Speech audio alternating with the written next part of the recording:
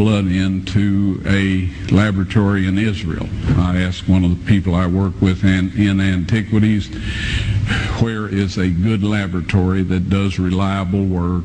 And they said, such and such, such and such. I took it. I just said, please examine this blood and tell me what you can tell me about it. All right? They said, well, look, we're going to reconstitute it. We're going to put it in normal saline and keep it at body temperature for 72 hours with gentle swirling. All right?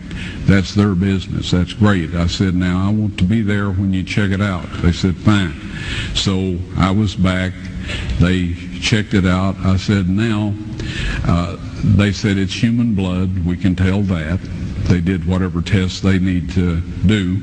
And then I said, take some of the white blood cells and put them in a growth medium and keep them at body temperature for 48 hours. And they said, well, that'll do no good because it's dead blood.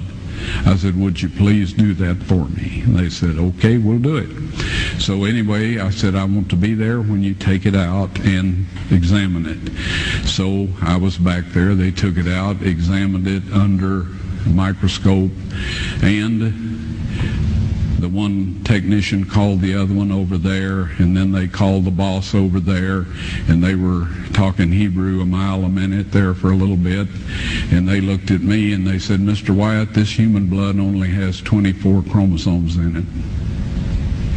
Everybody else has 46. You see, 23 from your mother, 23 from your father, 22 autosomes from your mother, 22 autosomes from your father. You get an X from your mother, you may get an X or a Y from your father, all right?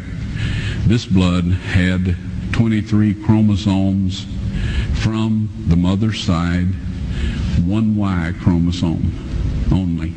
You see, the child could not have developed if they hadn't had the autosomes from the mother. So all of his physical characteristics were determined by his mother's side of the family, her autosomes. His maleness was determined by this one Y that came from the source, not a human male. Then they said, this blood is alive.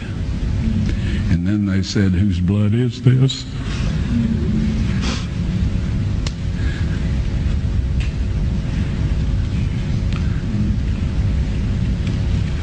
I said, it's the blood of your Messiah.